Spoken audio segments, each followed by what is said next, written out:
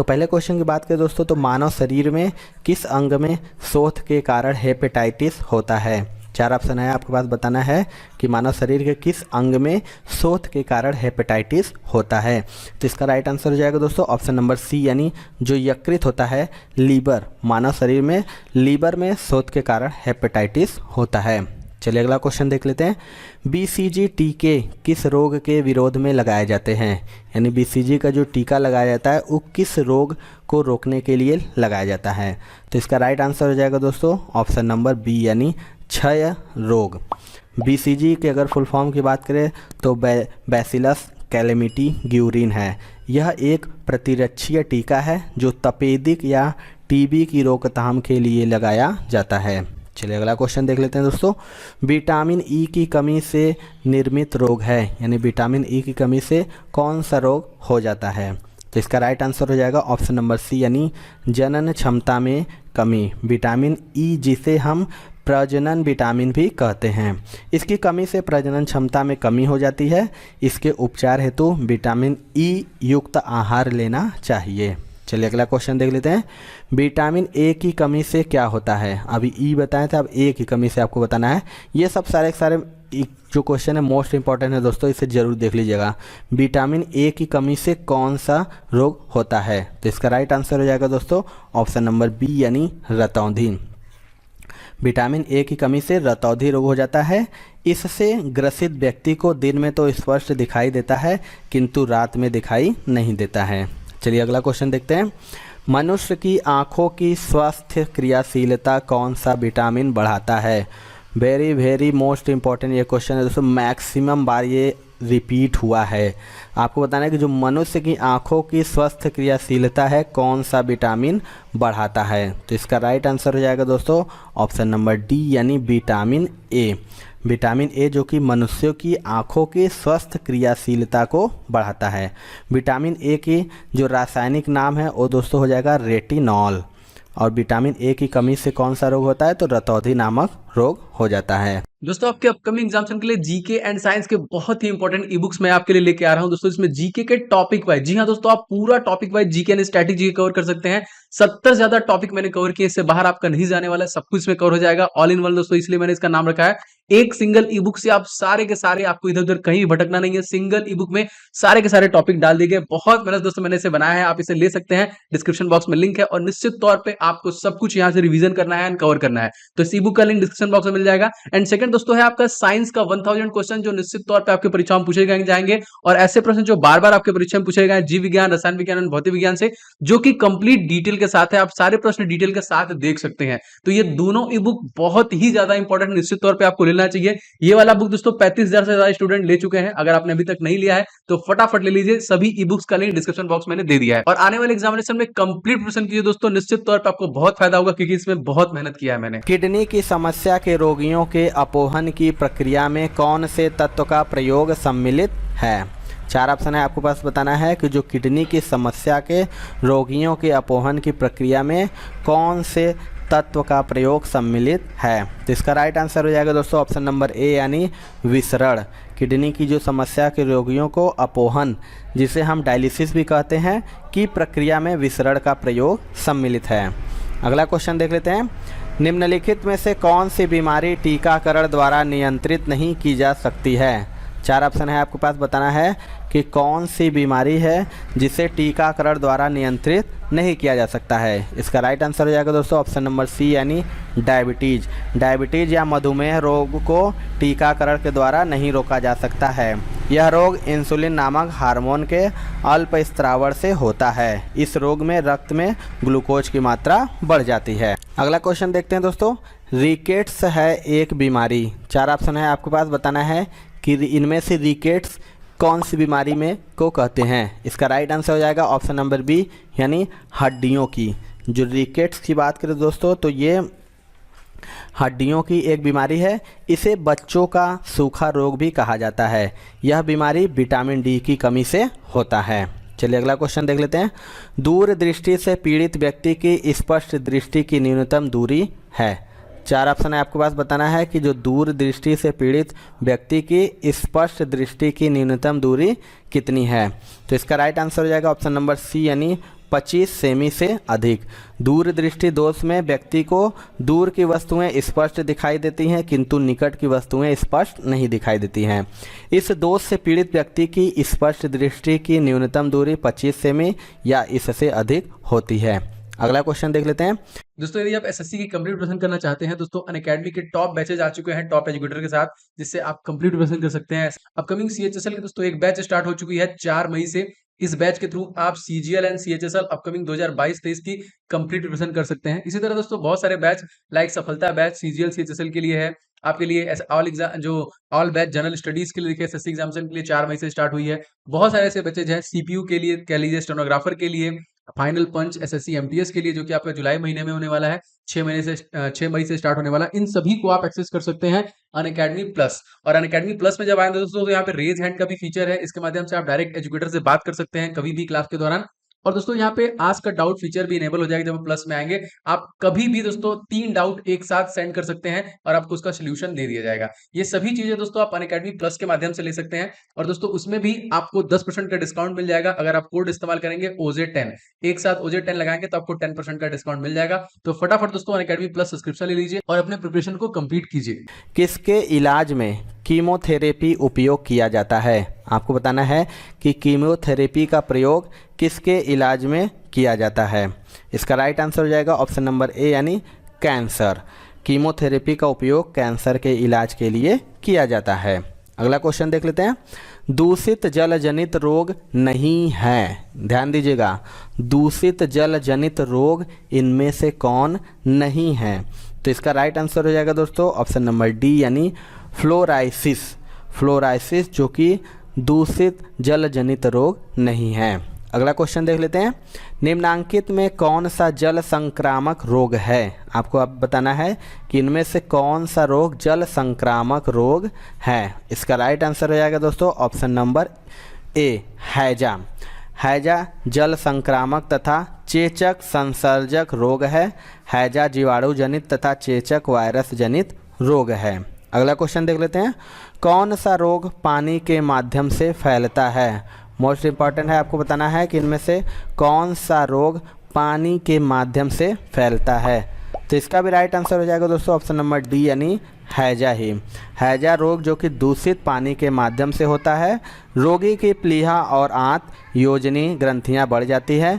रोगी को तेज बुखार आता है और सिर दर्द बना रहता है।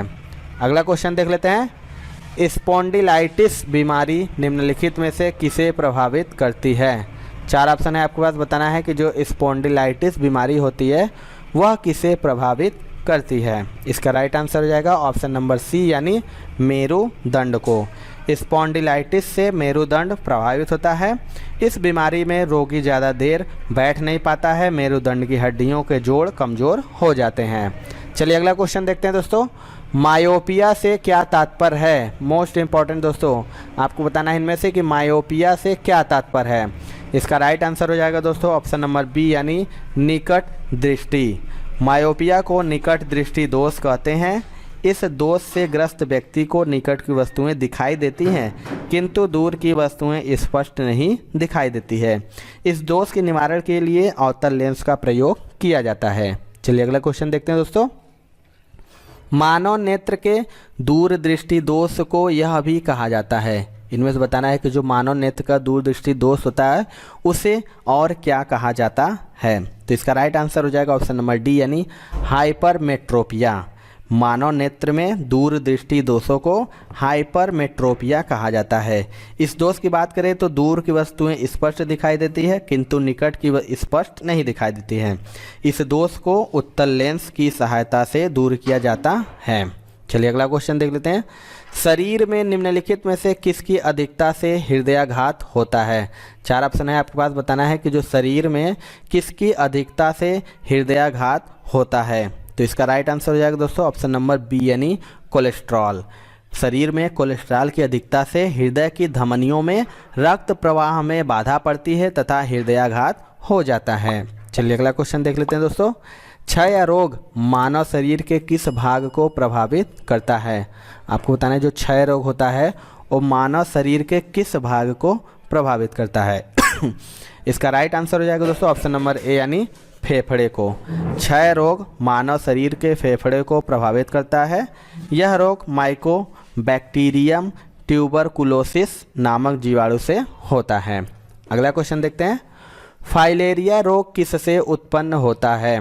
आपको बताना है इनमें से जो फाइलेरिया रोग होता है किससे उत्पन्न होता है। तो इसका राइट आंसर हो जाएगा ऑप्शन नंबर ए यानी कृमि से। फाइलेरिया जो कि परजीवी द्वारा होने वाला रोग है जो धागा के समान दिखने वाले सूत्र कृमि से होता है। अगला क्वेश्चन देखते हैं, निमोनिया किस सूक्ष्म जीव के कारण होता है? 4 ऑप्शन है आपके पास, बताना है कि जो निमोनिया होता है वो किस सूक्ष्म जीव के कारण होता है। तो इसका राइट आंसर हो जाएगा दोस्तों ऑप्शन नंबर डी यानी जीवाणु बैक्टीरिया के कारण। निमोनिया बैक्टीरिया जो कि डिप्लोकोकस न्यूमोनी नामक जीवाणु से होता है। इस रोग में क्या होता है तो फेफड़ा प्रभावित होता है, इसमें सूजन आ जाती है और रोगी को तेज बुखार तथा सांस लेने में कठिनाई होती है। चलिए अगला क्वेश्चन देखते हैं, निम्नलिखित में से किसकी कमी से व्यक्ति को घेंघा नामक रोग हो जाता है? ये तो सभी को आना चाहिए दोस्तों। आपको बताना है इनमें से घेंघा नामक रोग किसकी कमी से हो जाता है। तो इसका राइट आंसर हो जाएगा ऑप्शन नंबर सी यानी आयोडीन। आयोडीन की कमी से घेंघा या ग्वाइटर नामक रोग हो जाता है। इस रोग में गले में स्थित थायराइड ग्रंथि में सूजन आ जाती है। चलिए अगला क्वेश्चन देखते हैं दोस्तों, एगोराफोबिया किसे कहते हैं? मोस्ट इंपॉर्टेंट ये भी क्वेश्चन है दोस्तों, बताना है कि एगोराफोबिया किसे कहते हैं। तो इसका राइट आंसर हो जाएगा दोस्तों ऑप्शन नंबर सी यानी खुले स्थान का डर। विवृत स्थान भित्ति या एगोराफोबिया खुले स्थान के भय को कहते हैं। चलिए अगला क्वेश्चन देख लेते हैं, चॉकलेट स्वास्थ्य के लिए खराब हो सकती है क्योंकि इसमें किसका अंश अधिक होता है? 4 ऑप्शन है आपके पास, बताना है कि जो चॉकलेट होती है उसमें किसका अंश अधिक होता है। तो इसका राइट आंसर हो जाएगा ऑप्शन नंबर डी लेड का। चॉकलेट जो कि स्वास्थ्य के लिए खराब हो सकती है इसमें लेड का अंश अधिक होता है। अगला क्वेश्चन देखते हैं, ORT किसके रोगोपचार से संबंध है? ORT किसके रोगोपचार से संबंधित है?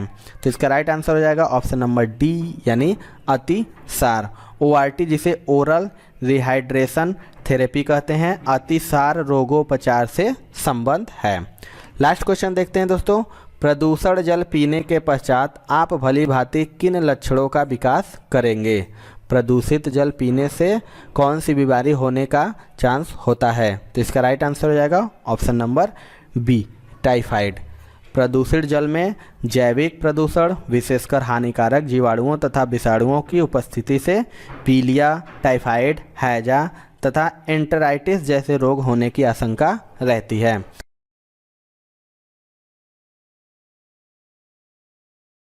जूल इनमें से किसकी इकाई है? 4 ऑप्शन आपके पास है, इनमें से आपको कमेंट सेक्शन में बताइए। जितने भी लोग अगर आपको आंसर आ रहा है तो आप कमेंट में बताते चलिए कि जूल जो इनमें से किसकी इकाई है।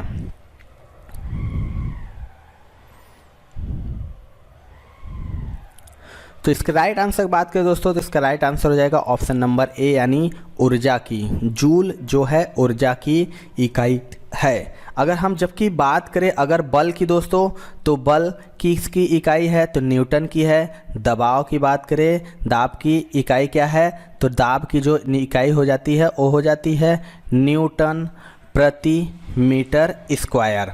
जबकि तापमान की अगर हम इकाई की बात करें दोस्तों तो इसकी इकाई हो जाती है डिग्री सेल्सियस। चलिए अगला क्वेश्चन देख लेते हैं दोस्तों। अगला जो क्वेश्चन है दोस्तों, अश्व शक्ति किसका एकक है? यानी आपको बताना है जो अश्व शक्ति होता है वो इनमें से किसका एकक है। चलिए 5 सेकंड का समय है, आप लोगों को बताना है इसका राइट आंसर कमेंट में बताते चलिए। एक बार लाइक और शेयर जरूर कर दीजिए दोस्तों। तो इसका राइट आंसर बात करें दोस्तों, इसका राइट आंसर हो जाएगा ऑप्शन नंबर सी यानी शक्ति का। जो अश्व शक्ति किसका एकक है तो शक्ति का है। आपको बता दें कि मशीनों की शक्ति या सामर्थ्य को अश्व शक्ति यानी हार्स पावर में भी व्यक्त किया जाता है। अगर हम बात करें एक अश्व शक्ति बराबर कितना होता है तो एक अश्व शक्ति बराबर 746 वाट लगभग होता है। शक्ति का जो एसआई मात्रक की हम बात करें दोस्तों तो इसका हो जाएगा वाट। चलिए अगला क्वेश्चन देख लेते हैं दोस्तों। प्रकाश की चाल को सर्वप्रथम मापने वाले वैज्ञानिक थे। मोस्ट इंपॉर्टेंट ये क्वेश्चन है दोस्तों। मैक्सिमम एग्जाम में पूछता है, आपको बताना है कि इनमें से जो प्रकाश की चाल को सर्वप्रथम मापने वाले वैज्ञानिक कौन थे। चलिए बताइए।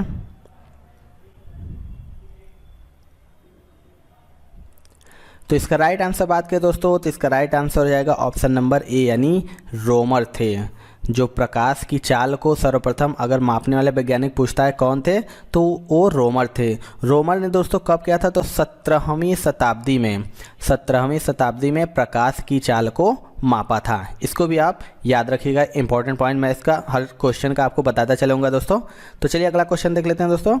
जो अगला क्वेश्चन है दोस्तों, विद्युत मोटर में विद्युत ऊर्जा किस ऊर्जा में रूपांतरित होती है। मोस्ट इंपॉर्टेंट क्वेश्चन है दोस्तों, आपको बताना है कि जो विद्युत मोटर में विद्युत ऊर्जा किस ऊर्जा में रूपांतरित होती है। चलिए 5 सेकंड का समय है, आपको आंसर आप कमेंट सेक्शन में बताते चलिए दोस्तों। तो इसका राइट आंसर हो जाएगा दोस्तों ऑप्शन नंबर बी, यानी यांत्रिक ऊर्जा में। बात करें दोस्तों विद्युत मोटर में विद्युत ऊर्जा का जो रूपांतरण होता है वो यांत्रिक ऊर्जा में होता है। यह ऊर्जा रूपांतरण के सिद्धांत पर आधारित है। चलिए अगला क्वेश्चन देख लेते हैं दोस्तों। एसआई इकाई में लेंस की शक्ति की इकाई क्या है। आपको बताना है कि इनमें से जो एसआई इकाई होती है उसमें लेंस की शक्ति की इकाई क्या है।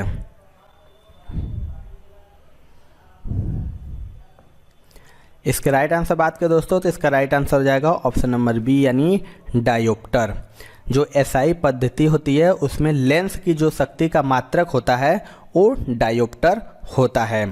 एक लेंस की शक्ति का डायोप्टर होती है जिसकी फोकस दूरी या लंबाई 1 मीटर होती है। इसको भी आप जरूर याद रखिएगा। सॉरी, अगला क्वेश्चन देख लेते हैं दोस्तों। किसी घड़ी के लोलक की लंबाई बढ़ाए जाने पर क्या होगा। आपको बताना है कि किसी घड़ी के लोलक की लंबाई बढ़ाए जाने पर क्या होगा।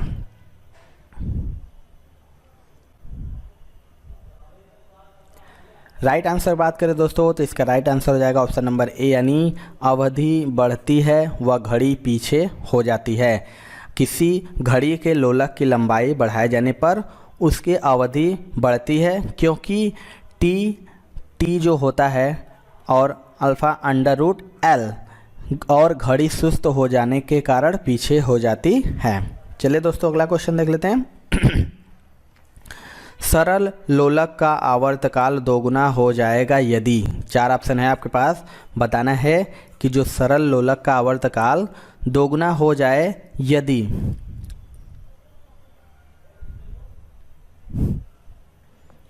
राइट आंसर बात करें दोस्तों, तो इसका राइट आंसर हो जाएगा ऑप्शन नंबर सी, यानी सरल लोलक का आवर्तकाल दोगुना हो जाएगा यदि लंबाई 4 गुनी कर दी जाए।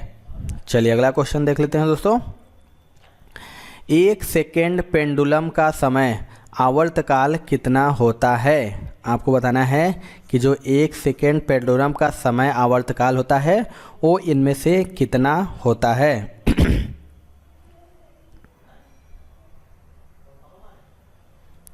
राइट आंसर बात करें दोस्तों, तो इसका राइट आंसर हो जाएगा ऑप्शन नंबर डी, यानी इनमें से कोई नहीं। आपको बता दें कि सेकेंड पेंडुलम का जो आवर्तकाल होता है वो 2 सेकेंड का होता है।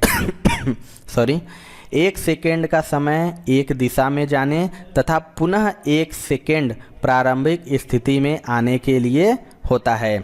यदि आवर्तकाल कम या ज़्यादा कर दिया जाए तो सेकेंड पेंडुलम वाली घड़ी सही समय नहीं देगी। यानी जो देख लेते हैं घड़ी ऐसे होता है तो 1 सेकेंड लगता है इसे इधर जाने में और वापस इधर से आने में 1 सेकेंड का समय लगता है। यानी जो 1 सेकेंड पेंडुलम का समय आवर्तकाल कितना होता है, तो 2 सेकेंड होता है। चलिए अगला क्वेश्चन देख लेते हैं दोस्तों। एक लड़की झूले में बैठकर झूल रही है।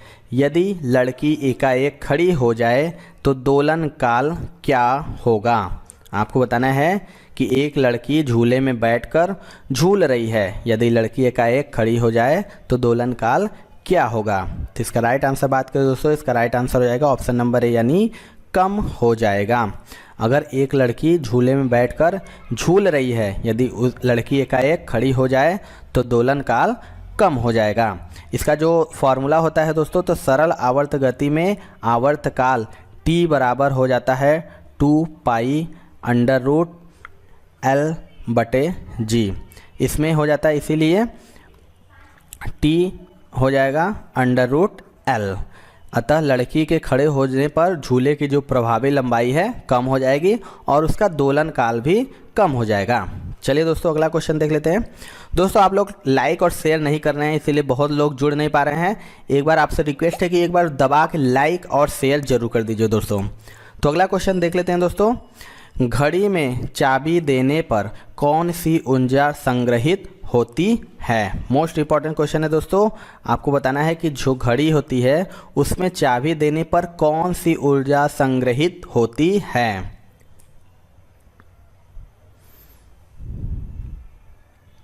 राइट आंसर बात करें दोस्तों, तो इसका राइट आंसर हो जाएगा ऑप्शन नंबर सी, यानी जब घड़ी में हम चाबी देते हैं तो उसमें से स्थितिज ऊर्जा संग्रहित होती है। जब किसी वस्तु में विशेष अवस्था या स्थिति के कारण कार्य करने की क्षमता आ जाती है तो उसे स्थितिज ऊर्जा कहते हैं। इसके और भी उदाहरण है दोस्तों, तो आपको बता देता हूँ। जो होता है बांध बनाकर इकट्ठा किए गए पानी की ऊर्जा और तनी हुई स्प्रिंग या कमानी की ऊर्जा। चलिए अगला क्वेश्चन देख लेते हैं दोस्तों। सरल आवर्त गति में स्थित रहता है आपको बताना है कि सरल आवर्त गति में स्थित रहता है।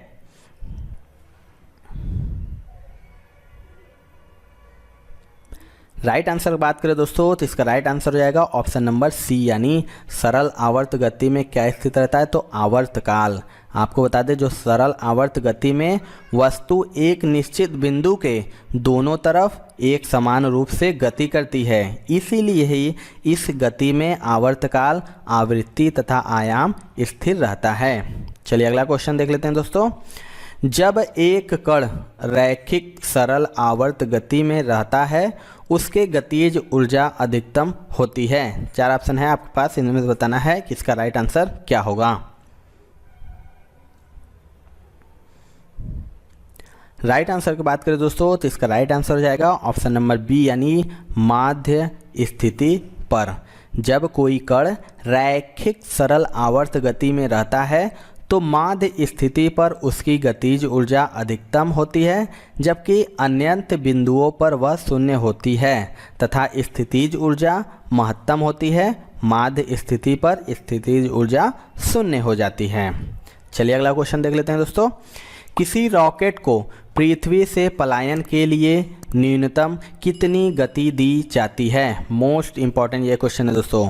आपको बताना है कि जो किसी रॉकेट को पृथ्वी से पलायन के लिए न्यूनतम कितनी गति दी जाती है।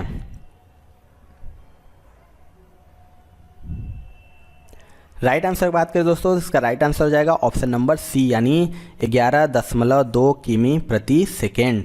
पृथ्वी से किसी वस्तु के पलायन के लिए पलायन वेग 11.2 किमी प्रति सेकेंड है। अतः रॉकेट को पृथ्वी से पलायन के लिए 11.2 किमी प्रति सेकेंड का वेग दिया जाता है। चलिए अगला क्वेश्चन देख लेते हैं।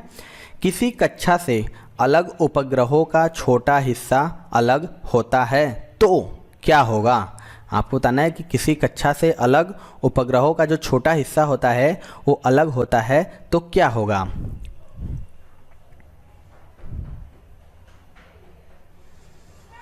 राइट आंसर बात करें तो इसका राइट आंसर रहेगा दोस्तों ऑप्शन नंबर सी, यानी अंतरिक्ष में घूमता रहेगा। अगर किसी कक्षा से अलग उपग्रह का जो छोटा हिस्सा अंतरिक्ष में उसी उपग्रह की कक्षा में उसी चाल से परिक्रमण करेगा। चलिए अगला क्वेश्चन देख लेते हैं दोस्तों। वह कौन सा बल है जिसके कारण पिंड धरती के केंद्र की ओर खींचा चला आता है? मोस्ट इंपॉर्टेंट ये क्वेश्चन है दोस्तों और मैक्सिमम बार ये रिपीट हुआ है। दोस्तों जितने भी लोग हैं एक बार लाइक और शेयर जरूर कर दीजिएगा दोस्तों। आपको बताना है वह कौन सा बल है जिसके कारण पिंड धरती के केंद्र की ओर खींचा चला आता है।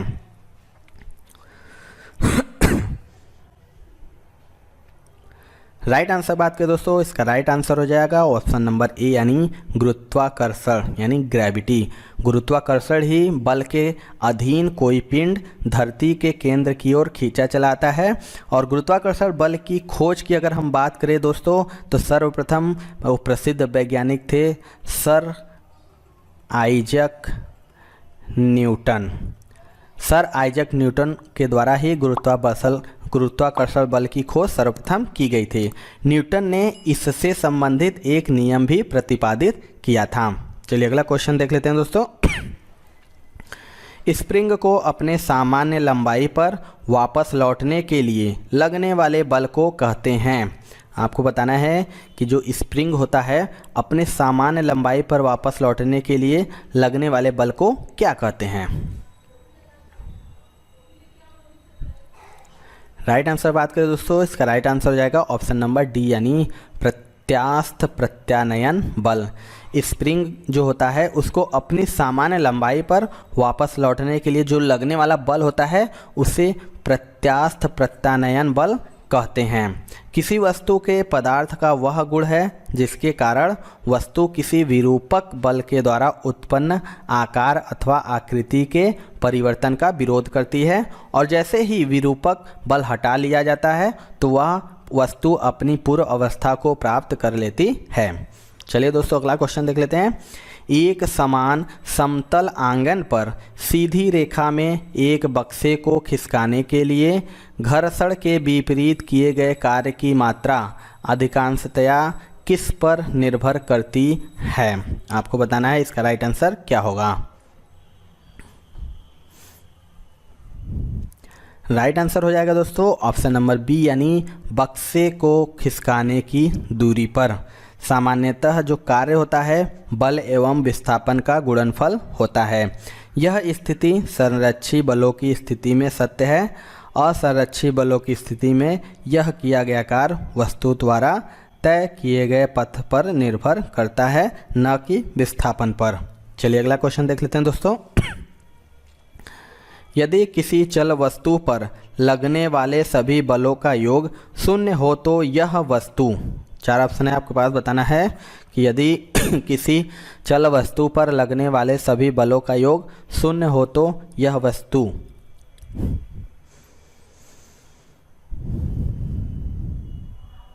राइट आंसर बात करें दोस्तों, इसका राइट आंसर हो जाएगा ऑप्शन नंबर डी यानी सतत वेग से चलती रहेगी। हम बता दें कि यदि किसी चल वस्तु पर लगने वाले सभी बलों का योग शून्य हो तो यह वस्तु सतत वेग से चलती रहेगी, क्योंकि वस्तु पर कार्य करने वाला कोई बल प्रभावकारी नहीं है। चलिए अगला क्वेश्चन देख लेते हैं। किसी प्रणाली में कणों का भार केंद्रित होने वाले बिंदु को कहते हैं। चार ऑप्शन है आपके पास, बताना है कि किसी प्रणाली में कणों का भार केंद्रित होने वाले बिंदु को क्या कहते हैं। राइट आंसर बात करें दोस्तों, इसका राइट आंसर हो जाएगा ऑप्शन नंबर डी यानी गुरुत्वाकर्षण का केंद्र। किसी प्रणाली में समस्त कणों का भार जिस बिंदु पर संकेंद्रित रहता है वह उस प्रणाली का गुरुत्वाकर्षण केंद्र कहलाता है, जबकि वह बिंदु जिस पर प्रणाली का समस्त द्रव्यमान केंद्रित रहता है उसे द्रव्यमान केंद्र कहा जाता है। चलिए अगला क्वेश्चन देख लेते हैं दोस्तों। जब एक गैस के पात्र में दबाव बढ़ाया जाता है तो उसका द्रव्यमान क्या होगा। आपको बताना है कि जब एक गैस के पात्र में दबाव बढ़ाया जाता है तो उसका द्रव्यमान क्या होगा।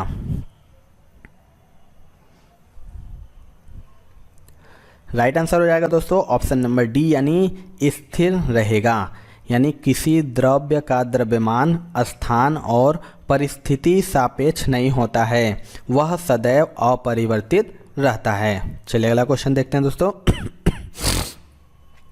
पृथ्वी के पृष्ठ से पलायन वेग का मान किलोमीटर में लगभग कितना है। मोस्ट इंपॉर्टेंट ये क्वेश्चन है दोस्तों।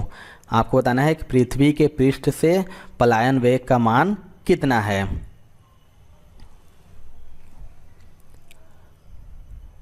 राइट आंसर बात करें दोस्तों, इसका राइट आंसर हो जाएगा ऑप्शन नंबर डी यानी 11 किमी। अगर पृथ्वी की सतह से किसी वस्तु का पलायन वेग जो होता है 11.2 किमी प्रति सेकेंड होता है। पलायन वेग की बात करें तो वह न्यूनतम वेग है जिससे किसी पिंड को ऊर्ध्वाधर ऊपर की ओर फेंकने पर वह पृथ्वी के गुरुत्वीय क्षेत्र को पार कर जाता है और पृथ्वी पर कभी नहीं लौटता है। इससे संबंधित एक और क्वेश्चन पूछता है दोस्तों कि पृथ्वी तल से पलायन वेग होता है, तो इसका जो राइट आंसर हो जाएगा ना, तो वो हो जाएगा 11.2 किमी प्रति सेकेंड के पावर -1। चलिए अगला क्वेश्चन देख लेते हैं दोस्तों। निम्नलिखित में से कौन सी कोणीय वेग की सही इकाई है? आपको बताना है कि इनमें से कौन सी कोणीय वेग की सही इकाई है। राइट आंसर बात करें दोस्तों तो इसका राइट आंसर हो जाएगा ऑप्शन नंबर डी यानी रेडियन प्रति सेकेंड। आपको बता दें कि वृत्ताकार पथ पर गति करते हुए किसी पिंड का कोणीय वेग उसके कोणीय विस्थापन तथा समयांतराल के अनुपात के बराबर होता है। चलिए अगला क्वेश्चन देख लेते हैं दोस्तों। एक मैकेनिक एक पीतल के प्लग को एक स्टील की प्लेट जिसके मध्य में एक छेद है में कसकर लगाना चाहता है। इसकी अच्छी पकड़ तब होगी जब, इनमें से 4 ऑप्शन है, आपको पास बताना है कि राइट आंसर क्या होगा। राइट आंसर बात करें दोस्तों, इसका राइट आंसर हो जाएगा ऑप्शन नंबर बी यानी पीतल का प्लग ठंडा और स्टील की प्लेट गर्म की गई हो। अगर गर्म स्टील के प्लेट में बना छिद्र ऊष्मीय प्रसार के कारण बड़ा होता है, छिद्र में पीतल का प्लग डालने के बाद जब स्टील की प्लेट ठंडी होती है तो उसका संकुचन होता है और प्लग छिद्र में जकड़ उठती है। चलिए अगला क्वेश्चन देख लेते हैं दोस्तों। किसी पिंड का गुणधर्म जो विश्व में अपनी स्थिति से स्वतंत्र है। 4 ऑप्शन है, आपके पास बताना है कि किसी पिंड का गुणधर्म जो विश्व में अपनी स्थिति से स्वतंत्र है।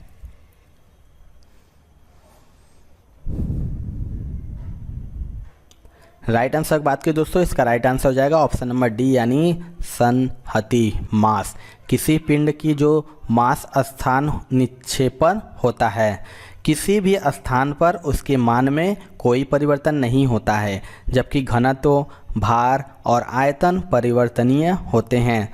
संहति को ही द्रव्यमान कहते हैं। चलिए अगला क्वेश्चन और लास्ट क्वेश्चन है दोस्तों। क्रायोजेनिक इंजनों का प्रयोग निम्नलिखित में से किसमें होता है?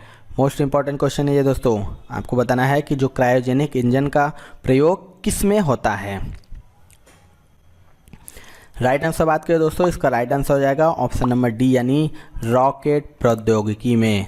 क्रायोजेनिक इंजनों का प्रयोग रॉकेट प्रौद्योगिकी में किया जाता है। अति निम्न ताप पर भरे गए प्रणोदकों यानी ईंधनों का सहजता के साथ प्रयोग कर लेने वाले इंजनों को ही क्रायोजेनिक इंजन कहते हैं। क्रायोजेनिक इंजन में प्रणोदक के रूप में द्रव हाइड्रोजन एवं द्रव ऑक्सीजन का प्रयोग होता है, जो प्रक्षेपण यान को अधिक शक्ति प्रदान करता है।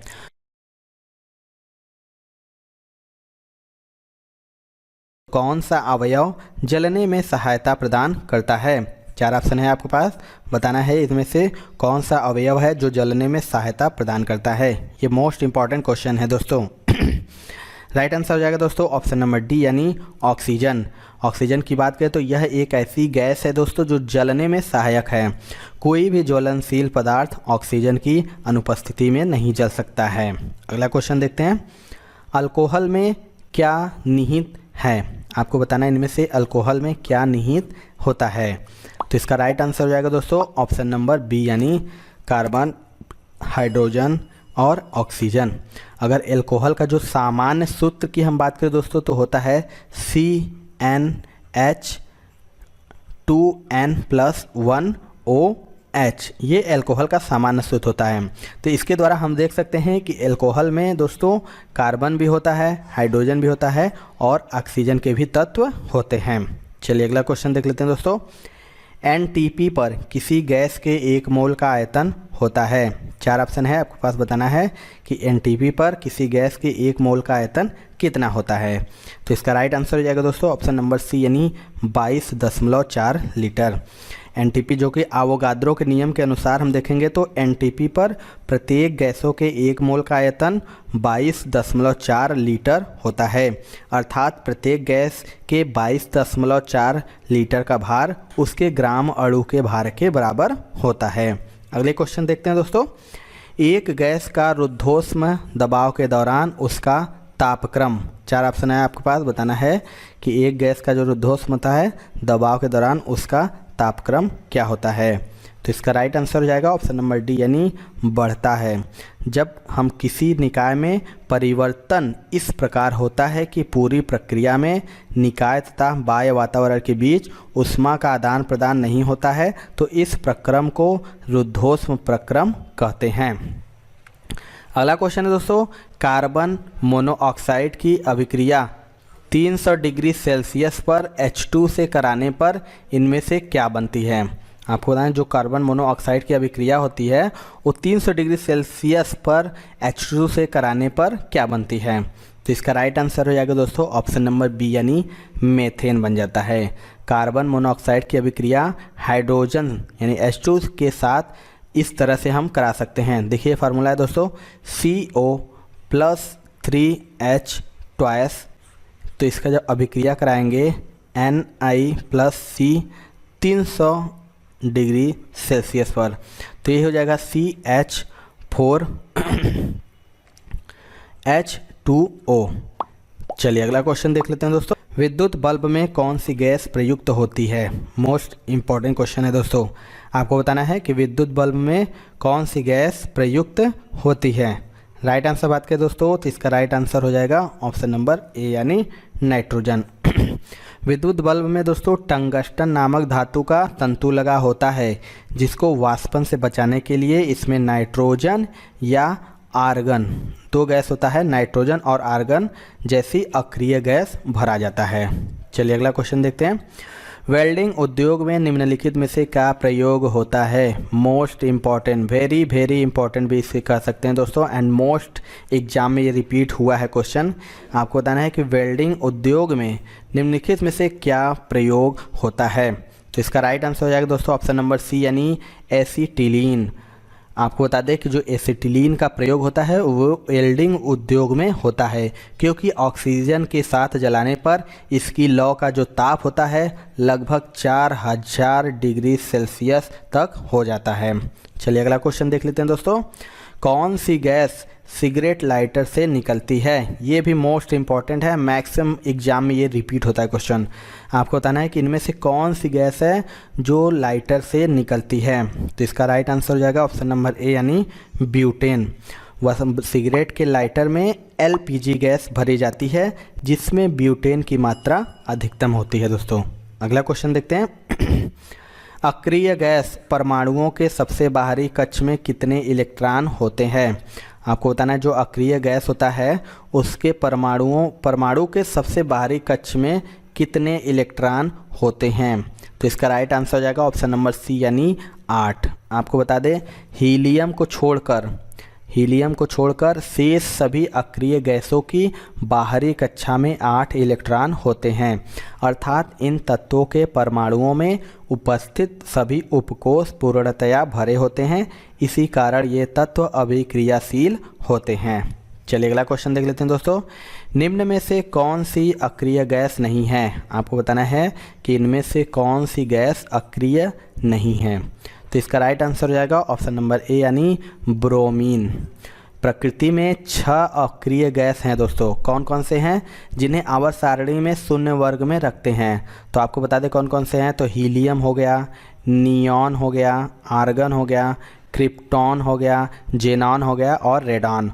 ब्रोमीन जो कि वस्तुतः हैलोजन वर्ग यानी 7वें वर्ग का एक तत्व है।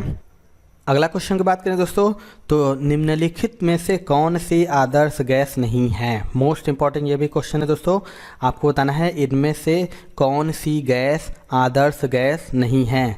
तो राइट आंसर बात करें दोस्तों, इसका राइट आंसर हो जाएगा ऑप्शन नंबर सी यानी सिलिकॉन। सिलिकॉन जो कि एक अर्धचालक है, जबकि रेडॉन हो गया, ऑर्गन हो गया, नियॉन हो गया, एक आदर्श गैसें हैं। इसके अतिरिक्त दोस्तों हीलियम, क्रिप्टॉन, जेनॉन भी आदर्श गैसें हैं। इनकी संख्या भी मैंने आपको अगले क्वेश्चन में बताया कि 6 है। तो आदर्श गैस कितनी है, तो 6 हैं, इसको याद रखिएगा। चलिए अगला क्वेश्चन देख लेते हैं दोस्तों। निम्नलिखित में से कौन सी गैस चूने के पानी को सफ़ेद बनाती है। ये भी most important and most repeated question है दोस्तों, मैक्सिमम एग्जाम में पूछता है। आपको बताना है कि इनमें से कौन सी गैस है जो चूने के पानी को सफ़ेद बनाती है। तो इसका राइट आंसर हो जाएगा दोस्तों ऑप्शन नंबर सी यानी क्लोरीन। क्लोरीन जब चूने के पानी में कार्बन डाइऑक्साइड गैस गुजारी जाती है तो कैल्शियम कार्बोनेट बनने के कारण चूने का पानी दुधिया हो जाता है। चलिए अगला क्वेश्चन देखते हैं दोस्तों। N2 और H2 से अमोनिया बनाने की हैबर विधि में प्रयोग किया जाने वाला उत्प्रेरक है। 4 ऑप्शन है आपके पास, बताना है कि जो N2 और H2 से अमोनिया बनाने की हैबर विधि में प्रयोग किया जाने वाला उत्प्रेरक कौन सा है। तो इसका राइट आंसर हो जाएगा दोस्तों ऑप्शन नंबर ए यानी लोहा यानी आयरन। N2 और H2 को एक संबंध 3 के अनुपात में लेकर लोहे के बारीक चूर्ण को उत्प्रेरक के रूप में प्रयुक्त करके अमोनिया बनाते हैं।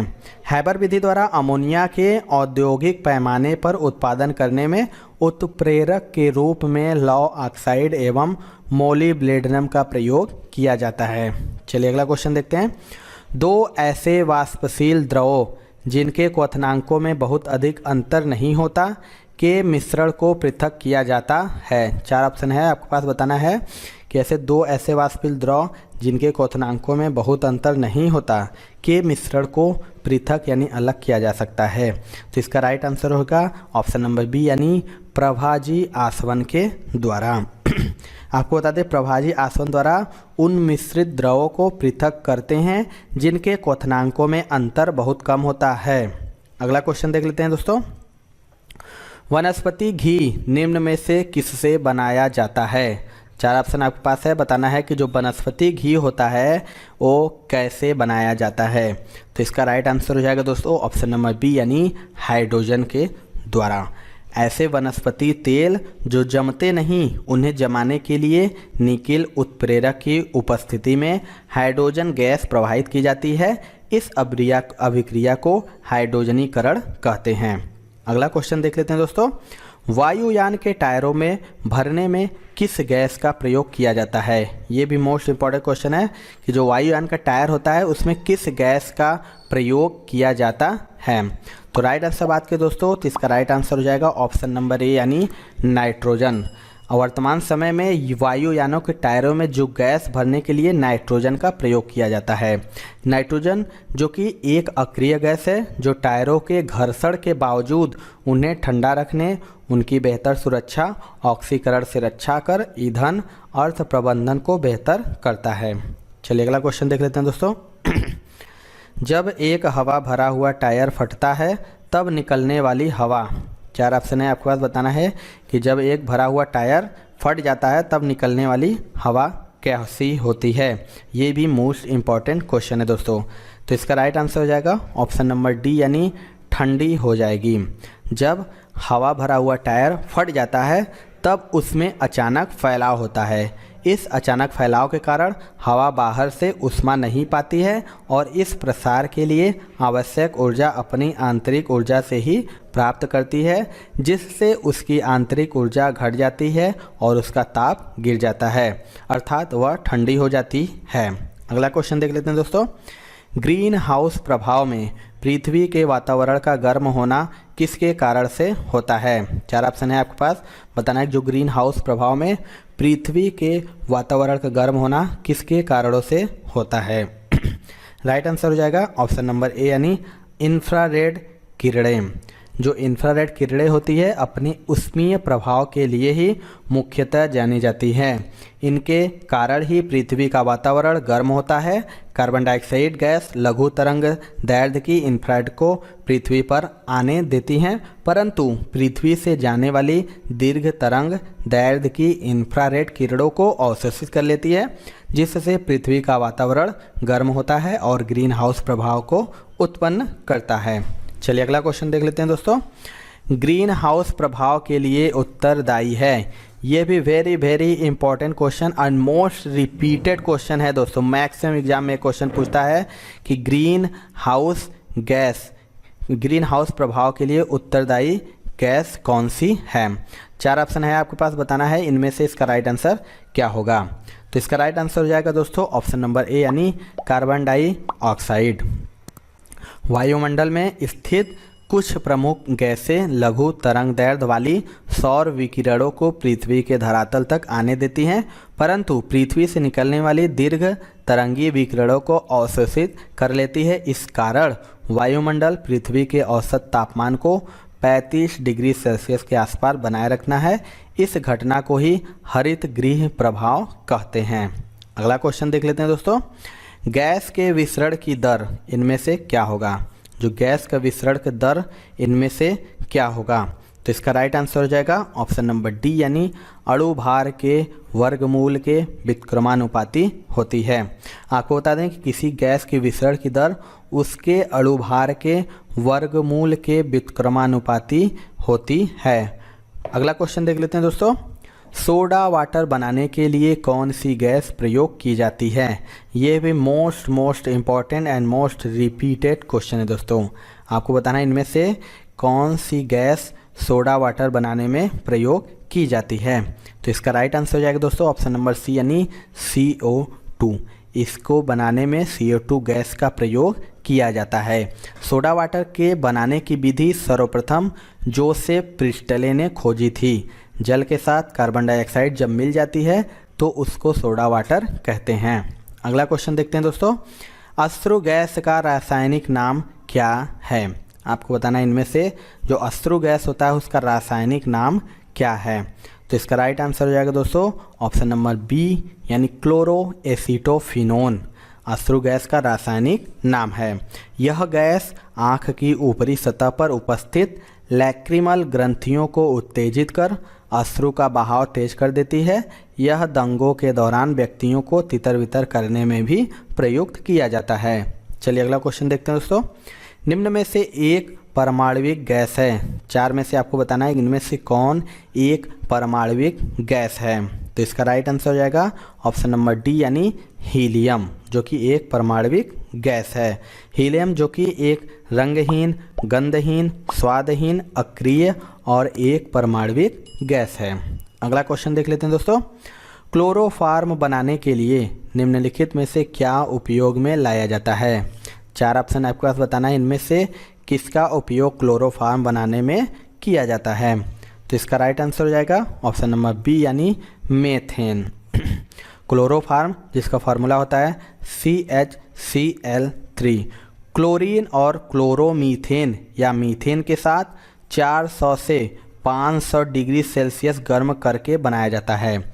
यह ऑपरेशन के समय निश्चेतक के रूप में प्रयोग किया जाता है। अगला क्वेश्चन देख लेते हैं। निम्नलिखित में से किसका विस्तृत रूप से बेहोश करने में प्रयोग होता है। अभी आपको मैंने बताया है, आपको बताना है कि इसमें से किसका प्रयोग बेहोश करने में होता है। तो इसका राइट आंसर हो जाएगा ऑप्शन नंबर डी यानी क्लोरोफॉर्म का। क्लोरोफॉर्म का एक कार्बनिक यौगिक है जिसका विस्तृत रूप से बेहोश करने में प्रयोग होता है। तो ये थी दोस्तों आज की वीडियो। आपको वीडियो कैसा लगा कमेंट सेक्शन में जरूर बताइएगा। वीडियो पसंद आया हो दोस्तों तो एक लाइक जरूर करके जाइएगा, क्योंकि आपके लाइक से ही हमें मोटिवेशन मिलता है कि आपको वीडियो पसंद आ रही है। और हमारे चैनल पर नए होंगे दोस्तों तो चैनल को सब्सक्राइब करके बेल आइकन जरूर दबा लीजिएगा, जिससे कि हम कोई वीडियो डालेंगे उसका नोटिफिकेशन आपको जरूर मिलेगा। तो मिलते हैं दोस्तों अपने अगले वीडियो में, तब तक के लिए जय हिंद जय भारत।